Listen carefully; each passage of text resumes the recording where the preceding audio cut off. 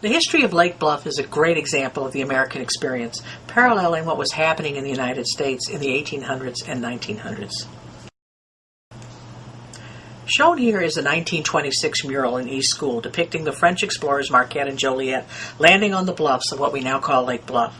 The early 1700s cross on the right-hand side was found embedded in a tree cut down on Green Bay Road in the 1890s. The Potawatomi Indian tribe inhabited northern Illinois until the Chicago Treaty of 1833 forced them to move west of the Mississippi. They had used the Lake Bluff ravines to hold their tribal meetings using trail trees to mark the way. Early settlers to Illinois, following the westward expansion begun by the Lewis and Clark expedition of 1803 and 4, used the old Potawatomi trails and military roads, such as the Green Bay Road Trail, to explore and settle the area. In 1836, John and Catherine Close, originally from Germany and attracted by the cheap land prices here, $1.25 an acre, purchased 100 acres along the lakefront up to Green Bay Road, where Close built his blacksmith and gun shop. In 1850, John Close left for the gold rush in California, never to return home, leaving his wife and 7 children behind. As the building of the railroads changed America, it also greatly impacted the Lake Bluff area, then known as Rockland, connecting it to the markets and travelers of Chicago and later Milwaukee.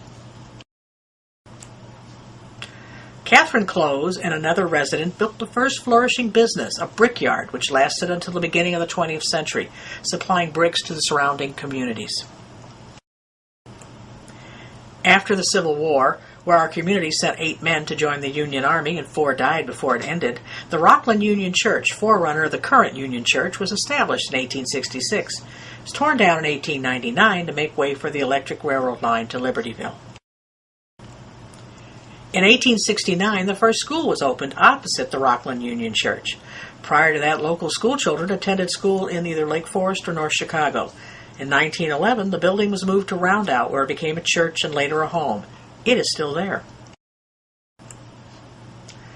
This circa 1900 photo shows the Hoffman Farm and Farmhouse, which was built in 1877 along Green Bay Road and is still standing now on West Washington.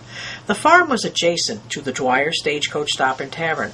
William and Mary Dwyer, along with her brother, Dr. Richard Murphy, came in 1837, and soon their establishment became the social hub of the little community. With the rise of the Industrial Revolution and a growing middle class in America, the use of leisure time became an important priority to families. In 1875, a group of Methodist laymen and ministers purchased 125 acres from the Close family and founded the Lake Bluff Camp Meeting Association, which was modeled after similar communities in Oak Bluff, Massachusetts and Chautauqua, New York. Designed to promote not only religious worship, but also educational, recreational, and social and cultural activities, the Chautauqua and Camp Meeting offered lots of opportunities for the residents. Streets were laid out fronted by 25-foot lots. A large wooden tabernacle or assembly hall was built in 1883 on the south side of East Prospect, now the site of the current Union Church, replacing an earlier tent. It held up to 2,500 people, and many of the camp meeting events took place there. By the 1890s, there were over 30 hotels and boarding houses available for the over 5,000 people who visited every summer. The first was the Lake Bluff Hotel, later known as the Bluff Lodge, which was erected in 1876 on the southeast corner of Prospect and Moffett. It had over 50 rooms. These following slides show the Forest Inn, the Hotel Minnetonka, and the Colonial Hotel. The Colonial Hotel faced a ravine on what is now Sylvan Lane, built around 1880, and it was torn down in the 1930s. The greatest of all the summer hotels was the Hotel Irving, built in 1883 across from the Tabernacle. With accommodations for over 500, it was 5 stories, had shops, arcades, a ballroom, tennis courts, and a bowling alley. Tents and equipment could be rented by summer campers who could then pitch their tents on the bluff overlooking Lake Michigan. They also could take the path, which is still in existence, down to the beach. People could purchase a summer home for $250 to be built in 20 days on these 25-foot lots. Many of the original homes on the east side of town were these summer cottages.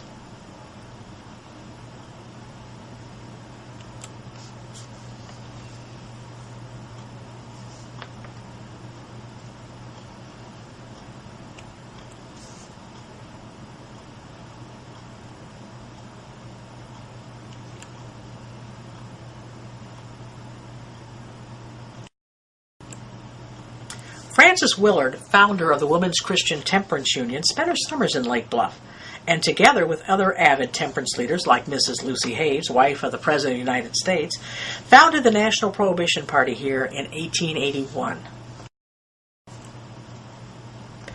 Though less than 200 people lived here all year round, during the summer months thousands flocked to the village, attracted by the beaches, the ravines, and the numerous Chautauqua activities offered by the Camp Meeting Association.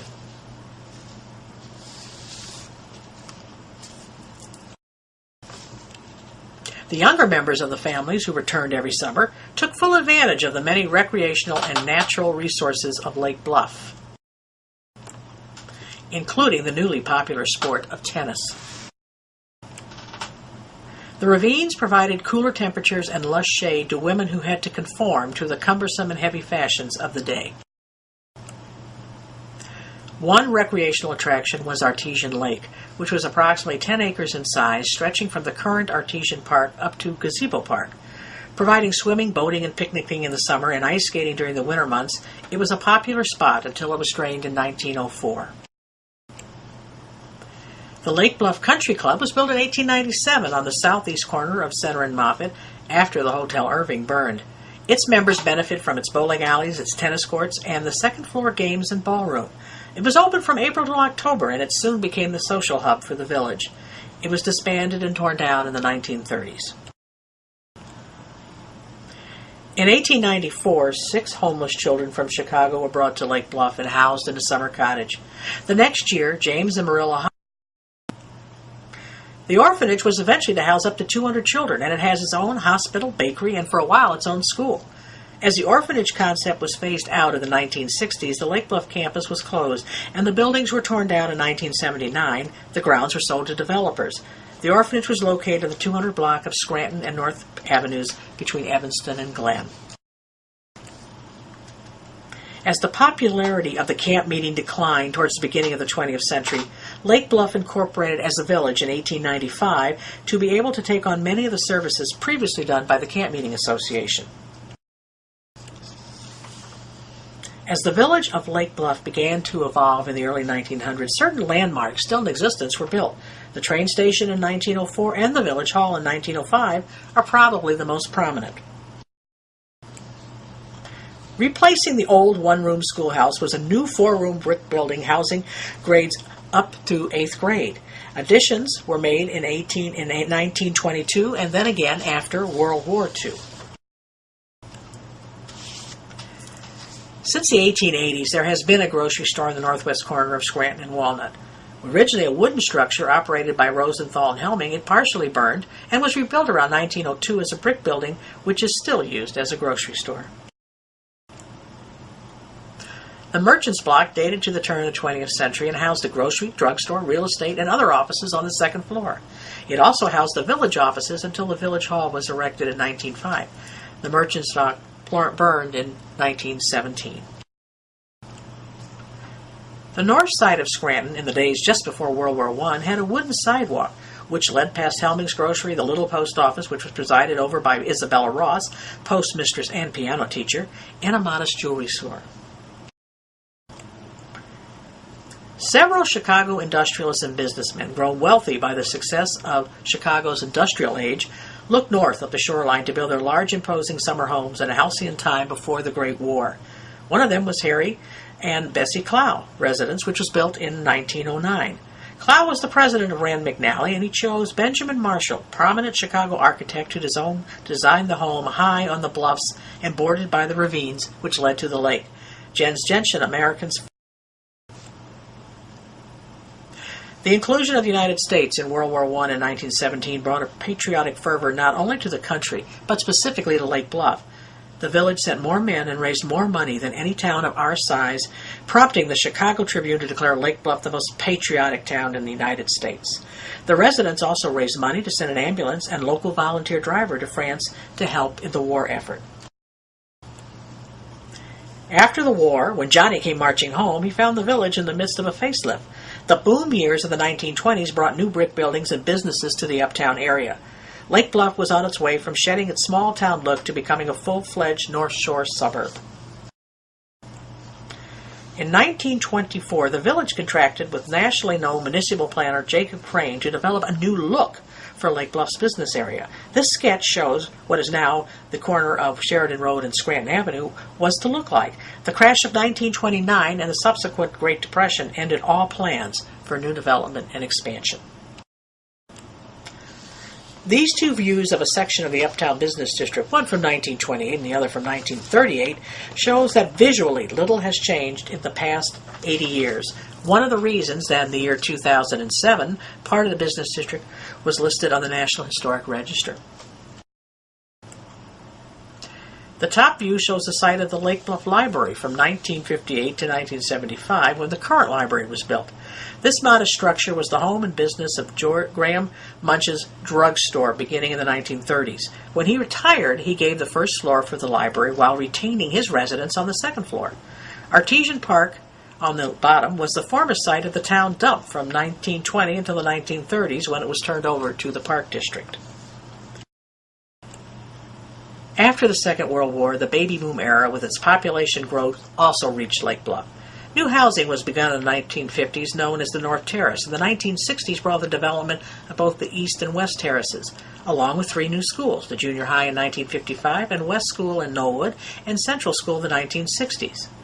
Further residential development and annexation in the past 30 years has moved our village boundaries to 4 square miles and a population of just over 6,000. This museum is named for Elmer Vliet, resident of the village from 1927 until his death in 1998. Elmer started after World War I as a chemist with Dr. Abbott and retired in 1962 as chairman of the board of Abbott Laboratories. He served the village as a trustee, president of the village board, chairman of the zoning and planning boards, and a member of both the Lake Bluff School District 65 and Lake Forest High School District 115. For 50 years, Elmer collected and recorded the past and present history of the village, gave numerous talks to community and school groups, and provided the material and means to begin the Vliet Museum for Lake Bluff history.